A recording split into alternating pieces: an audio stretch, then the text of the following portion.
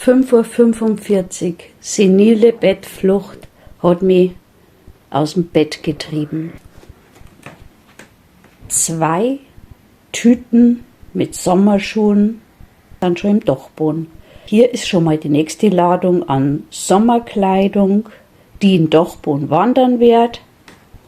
Kommode ausgeräumt mit T-Shirts.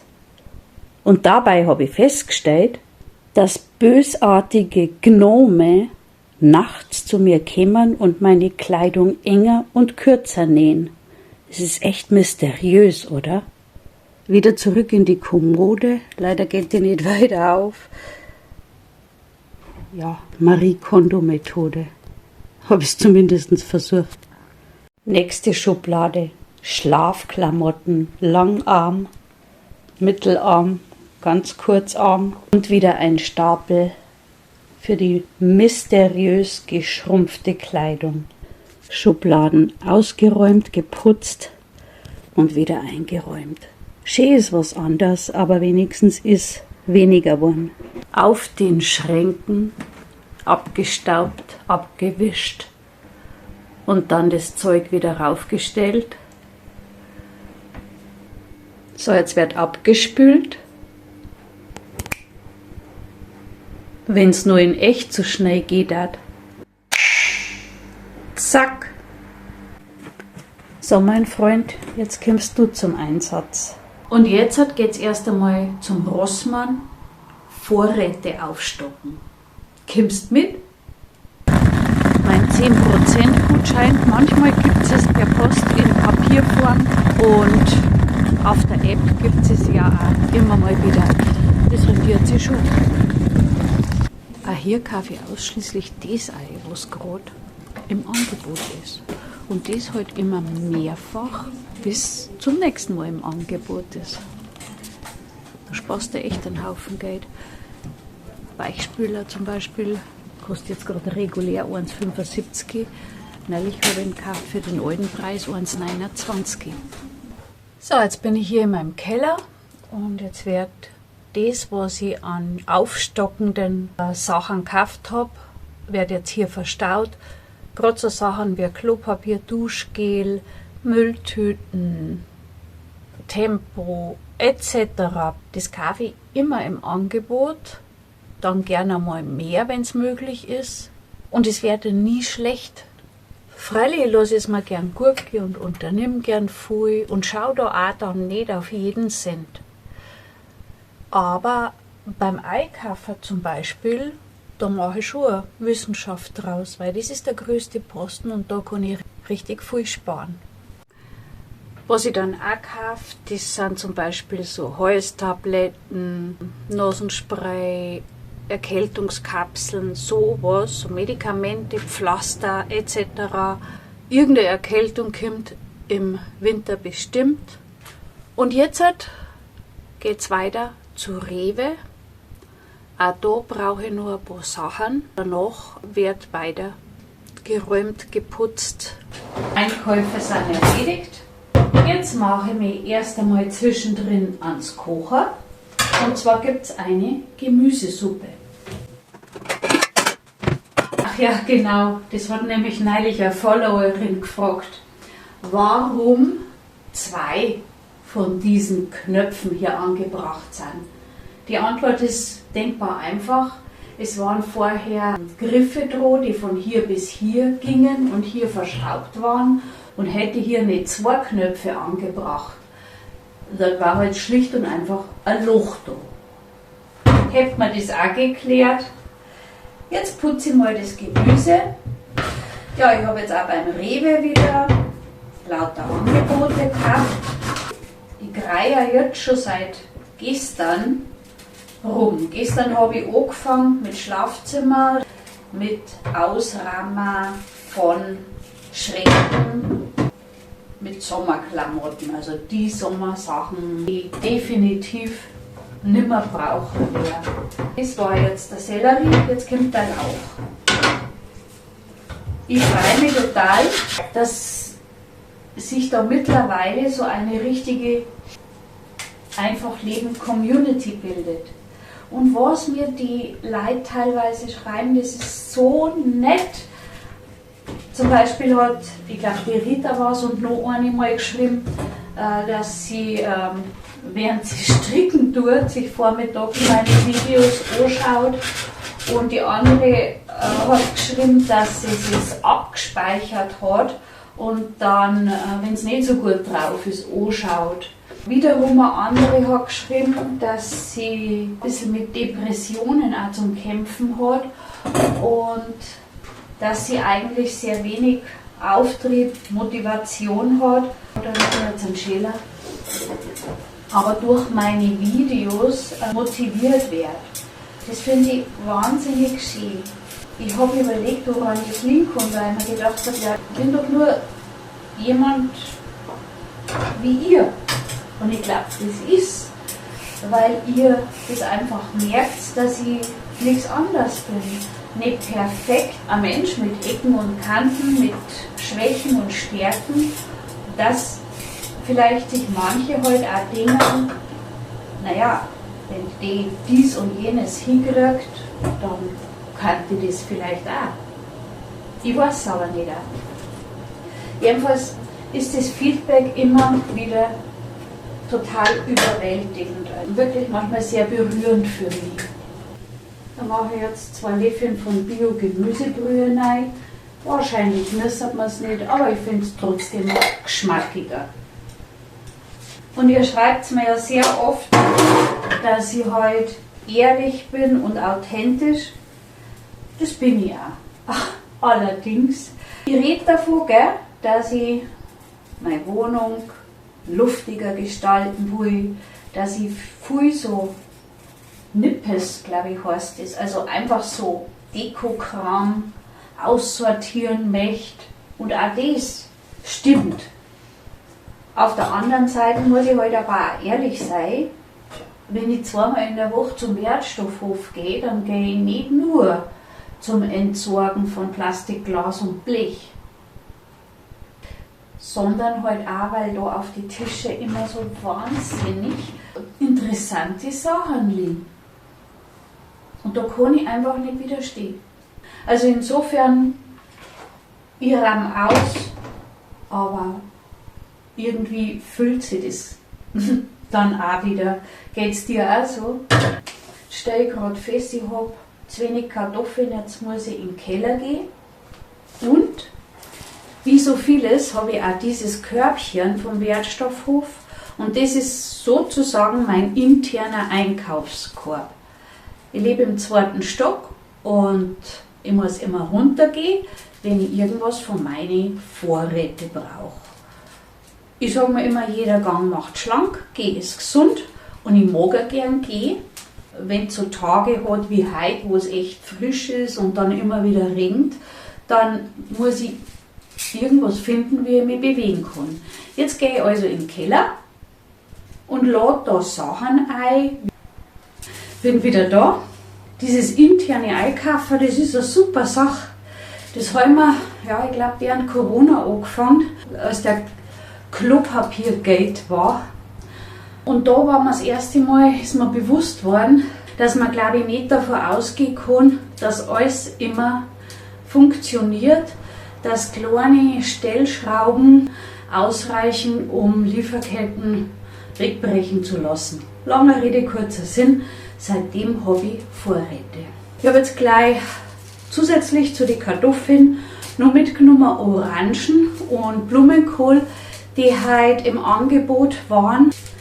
Den Blumenkohl, den werde ich wahrscheinlich kurz dünsten, panieren und außerbachen bzw. frittieren.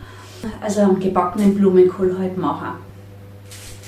So, aber zuerst die Kartoffeln. Noch so eine Marotte. Die Karotten, die schäle mit dem Schäler und bei der Kartoffel kann ich das nicht. Die Kartoffel muss ich immer mit dem Messer schälen. Was mich immer besonders freut, das ist, wenn Leute aus dem hohen Norden mir schreiben, dass sie gern meine Videos schauen. Anscheinend versteht ihr nie? Also bei den Österreichern ist mir eigentlich schon ziemlich klar, weil wir haben einen sehr ähnlichen Dialekt. Dann haben auch einige Schweizer dabei, auch Deutsche, die im Ausland leben, ich glaube auf die Kanaren auch, gell? Und eine Dame habe ich dabei aus dem Libanon. Also ja, schreibt es mir mal gerne in die Kommentare, weil mich das interessiert, wo ihr lebt. Eine habe ich noch aus Ungarn. Ja. Jetzt geht es an Schnibbeln. Aber vorher noch, ich habe gestern Rindsgulasch gemacht. Bloß 280 Gramm oder so, aber es ist eine Menge überblieben. Oft einmal nimmt Mitbewohner sich das dann in die Arbeit mit, heute bald das nieder. Also friere jetzt das Rindergulasch ein. Und auch da habe ich so, also jetzt kann es sein, dass ich Spritze im Gesicht habe, auch da habe ich so eine saudumme Angewohnheit, die man jetzt abgewöhnen muss. Und zwar, vielleicht kennst du das auch. Du frierst was ein und tust das nicht beschriften, weil du denkst, in dem Moment, wo du das in die Gefrier steckst, das weiß ich ja dann, was da drinnen ist. Fakt ist, es ist immer ein wahnsinniges Rätselraten.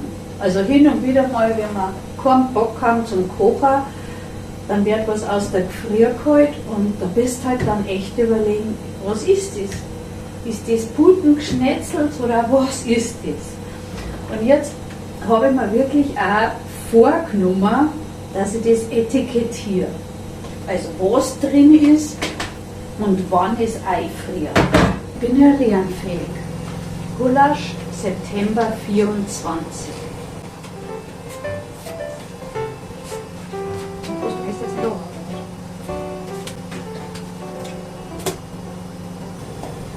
Jetzt wird mein Körbchen ausgeräumt und jetzt geht es wieder runter im Keller, also im Grunde genommen 3 Stockwerke. Falls du dir jetzt denkst, boah, hey, du machst das ja ganz schön schwer, das ist ja voll umständlich. Ja, mag sein. Aber erstens habe ich die Zeit und zweitens ist es für mich mein ganz persönliches Fitnesstraining, zu dem ich mich sozusagen selber zwinge. Eine Bekannte hat neulich zu mir gesagt, wow, du ziehst das immer voll durch, gell? Du hast da voll die Motivation beim Putzen oder so Großputz. Und sie putzt überhaupt nicht gern. Und einige von euch haben ja auch neulich schon geschrieben, also putzen werde ich nie gern. Ja, auch da ist es so, erstens mal, ich hab's halt gern sauber und dann geht's einfach nicht anders, als dass man putzt.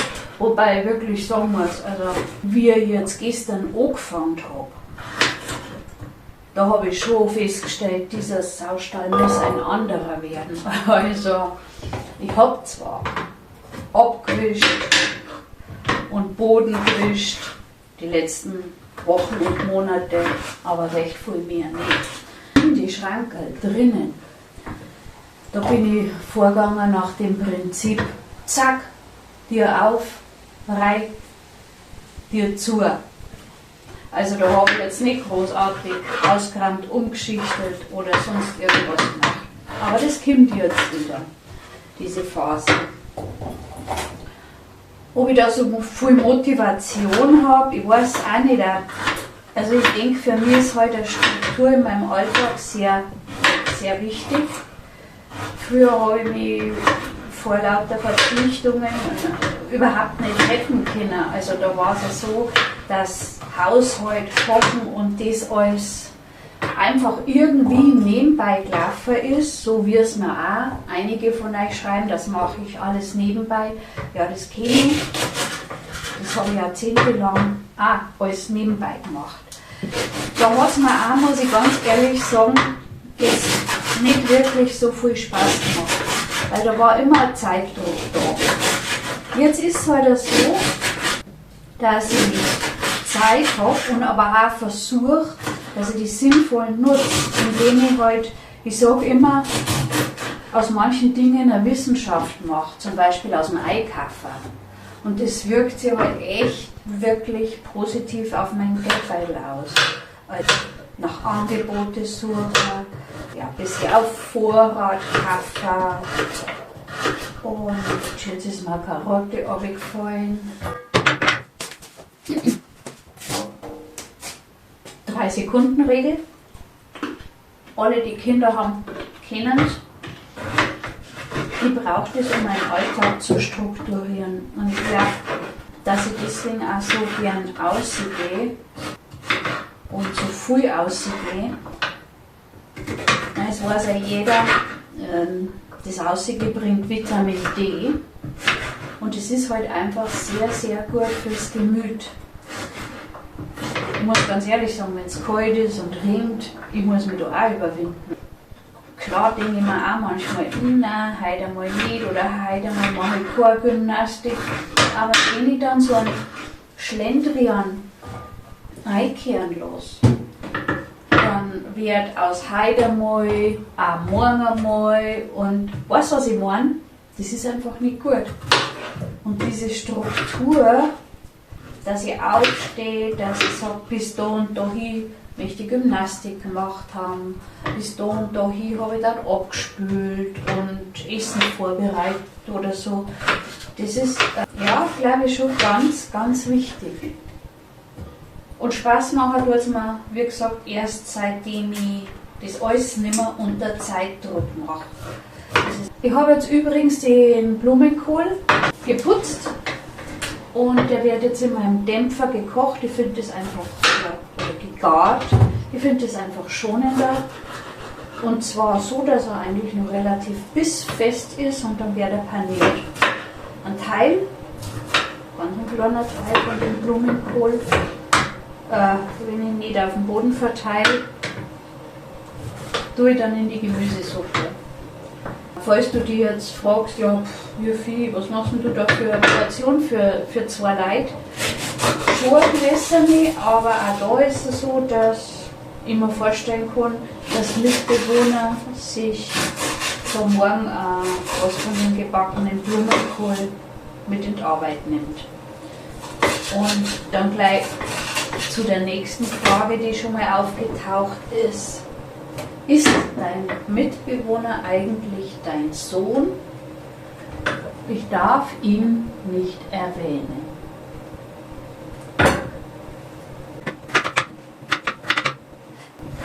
Ich glaube, ich lasse jetzt das Zeug erst einmal am Boden unten liegen, weil mir fällt noch 100 Mal was an. Womit ich nach dem Vorbereiten des Essens heute einfach, ich weiß ehrlich gesagt noch wieder, mute mal mit der Küche und da gehe ich halt nach dem Prinzip vor, weil wenn ich da anfange, alle Kastel auf einmal auszurammen, da sehe ich dann einen Wald vor lauter Baum nicht. Also da mache ich dann wirklich Kastel für Kastel und wenn es mich nicht mehr gefreut, höre ich halt wieder auf. Das ist halt auch das Gute, wenn man eben nicht den Zeitdruck sich machen muss, dass man sagt, ich muss jetzt sowas dann am Freitagnachmittag oder am Samstag schaffen. Bei mir ist es wurscht. Aber dann muss das morgen dann auch sein, weil sonst wird aus morgen ein Nie. Und das ist auch, ja, das ist nicht gut, weil ein bisschen einen Auftrieb braucht man schon. Was bei mir noch dazu kommt, und da bin ich wirklich erst nach vielen, vielen Jahren draufgekommen. Ich hatte immer einen übermäßigen Bewegungsdrang und der wurde immer gebremst. Es hieß immer, sitz dich doch hin. Eigentlich, glaube ich, habe ich sowas wie ADHS gehabt, oder ich weiß nicht, wie das heißt. Jedenfalls, ich wollte mich halt immer extrem viel bewegen, was ja gut ist. Und habe dann auch einen Job gemacht, der dem eigentlich total widersprochen hat, nämlich im Büro sitzen. Es hat ewig lang gedauert, bis ich vor mir selber zugehen konnte, dass das für mich der falscheste Job überhaupt ist. Weil Sitzen ist für mich so anstrengend wie für andere Joggen. Steh geht gerade noch, ist aber auch nicht gut. Bei mir ist das Schönste und Beste Geh. Früher haben die Leute oft zu mir gesagt, jetzt sitzt die heute mal hier, jetzt sei nicht so ungemütlich. Ungemütlich war es mir dann, wenn ich gesessen bin. Und jetzt ist es wirklich so, dass ich heute eigentlich fast nicht sitze tagsüber und abends dann auf der Couch da liege. Das kommt halt bei mir dann einfach dem zugute, dass ich dann umtriebig bin und einiges erledige dann in der Wohnung, weil ich hin und her und auf und ab renne. Jeder ist halt anders. Einige haben auch schon geschrieben, leider waren es welche, die ein paar hundert Kilometer weg leben. Ich würde dir als Interviewpartnerin zur Verfügung stehen. Ja, schade. Vielleicht findet ihr ja doch nochmal eine Frau mit einer beeindruckenden Geschichte, wobei ich mag das immer nicht so sagen, weil dann denken sich viele Frauen, oh, ich habe ja keine beeindruckende Geschichte. Ich glaube, die allermeisten von uns, die so zwischen, sag ich jetzt mal, 45 und 70 sind, haben eine sehr beeindruckende Geschichte. Wenn die erstmal anfangen zu verzeihen, da schlagt das teilweise mit die Ohren. Also ich habe jetzt geschnippelt Lauch, Sellerie, Karotte, Kartoffel, etwas Blumenkohl. Das habe ich jetzt kurz angeschwitzt und dann übergossen mit der Bio-Gemüsebrühe. Jetzt kommt noch Magikraut rein. Ich liebe Magikraut. Ich tue das in Kartoffelsalat. Ein bisschen Salz, etwas Pfeffer, ein bisschen Paprika.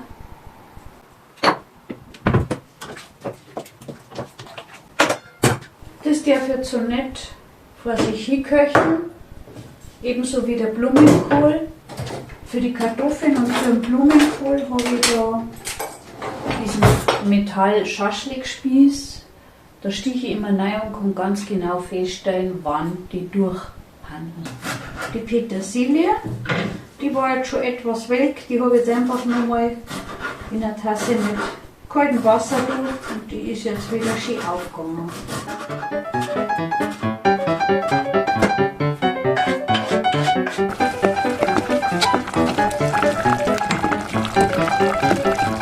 Das ist auch noch so eine Marotte. Ich habe zig Kochlöffel, die weit aus China sind, aber das ist mein Lieblingskochlöffel. Den muss ich haben zum Umrühren. Schauen wir mal, wie es im Blumenkohl geht. Ja, kann man schon ausschalten und ein bisschen noch dahin garen. Jetzt habe ich noch eine da. Ein bisschen Estragon, Beifuß, ein Lorbeerbladel, Kurkuma. Und jetzt darf das noch ein paar Minuten vor sich hin köcheln. Dann ist die Gemüsesuppe auch fertig.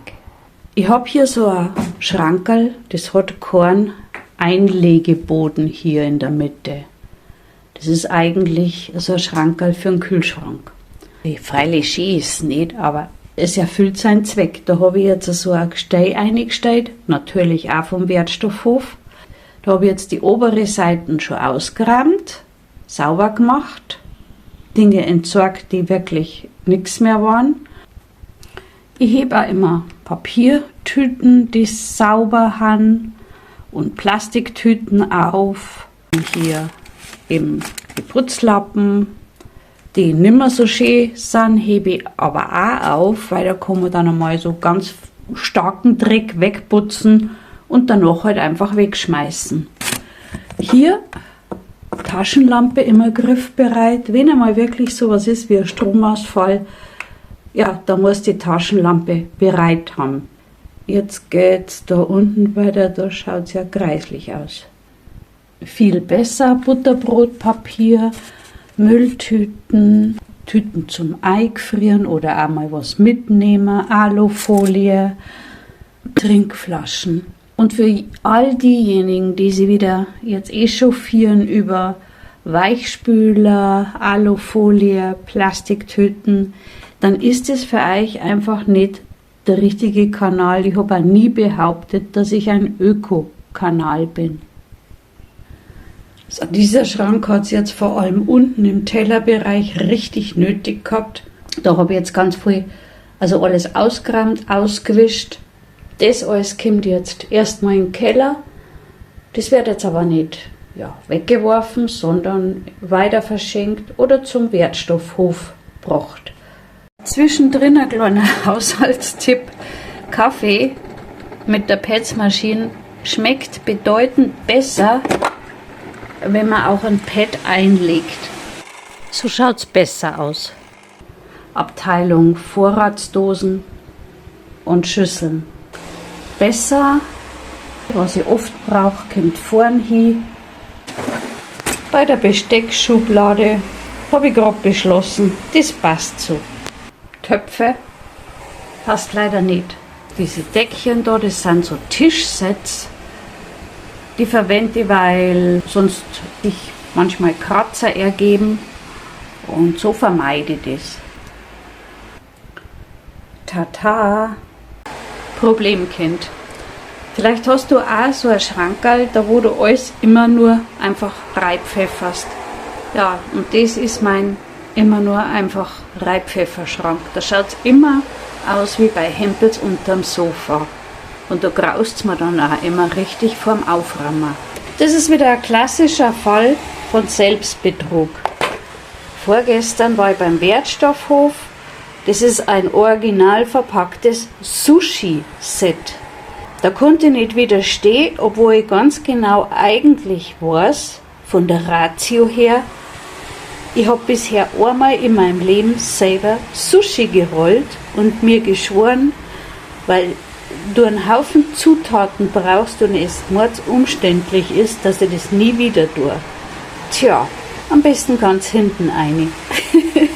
Da ist ein Reisebügeleisen drin, das einzige Bügeleisen, das ich noch habe. Vor Jahren habe ich nämlich beschlossen, dass Bügeln verschwendete Lebenszeit ist und das ist deswegen nimmer durch. Man beachte, jetzt habe ich alles ausgewischt und wieder neu eingerammt. Erkennst du jetzt die Problematik? Ich finde, das schaut genauso schlimm aus wie vorher. Dies da, dafür muss ich jetzt definitiv einen anderen Platz suchen. Versteckt in der Küchensitzbank habe ich auch noch Stauraum. Da habe ich diese Auflaufformen jetzt mit dazu gerammt. Schön ist was anderes, aber ich lasse das jetzt so. Ich stehe gerade vor meiner neuesten Errungenschaft. Rat's mal, wo die her ist. Richtig, natürlich vom Wertstoffhof. Eine kleine Anmerkung wollte ich noch machen. Ich würde wahnsinnig gerne mehr Videos zum Thema Vorräte und Preppen für Anfänger machen. Allerdings freut es mich auch schon wieder gar nicht mehr, weil dann immer irgendwelche Hardcore-Prepper, sage ich jetzt einmal, kommentieren von wegen, ich habe einen Holzofen, ein Notstromaggregat, eine Fluchthütte und dies und jenes und das braucht man noch und am besten noch Waffen zur Selbstverteidigung. Ich finde es absolut kontraproduktiv. Bei mir geht es darum, dass ich Leute dafür sensibilisiere, dass sie Vorräte anlegen. Ich gehe jetzt gerade zu einer ganz lieben Bekannten, die habe ich jetzt endlich so weit, dass sie ein paar Vorräte zulegen wird. Sie wollte sich mit dem Gedanken nicht auseinandersetzen, weil ihr das Angst macht, was ich auch verständlich finde. Jetzt fangen wir an, ihren Keller mal ein bisschen auszuräumen, damit sie Platz für die Vorräte hat. Ich finde es, wie gesagt, schwierig und kontraproduktiv, wenn dann diese Profi-Prepper immer zum Besten geben müssen, was sie alles haben. Das verängstigt Leute, die sich überwunden haben, sich mit dem Gedanken einmal zu beschäftigen, total, damit sich das diejenigen, die das immer machen, mal vorstellen können. Das ist ungefähr so, als würdest du jemand, der nie Sport gemacht hat und sich gerade mal dazu überwunden hat, eine halbe Stunde einen Spaziergang zu machen, als würdest du dem gleich sagen, ja, und jetzt gebe ich dir gute Tipps, wie du dich auf einen Marathon vorbereiten kannst. Die Tipps mögen noch so gut sein für jemand, der sich auf einen Marathon vorbereitet, aber eben nicht für jemand, der gerade angefangen hat, sich mit viel Überwindung mit der Materie zu beschäftigen. Das Video wird grottenlang, aber es ist halt jetzt so. Ich hoffe, es hat dir gefallen. Ich bin die Brigitte von Einfach Leben. Und wenn dir mein Video gefallen hat, dann lass mir sehr gerne ein Like da. Und falls noch nicht geschehen, ein Abo für meinen Kanal Einfach Leben. Bis zum nächsten Mal vielleicht.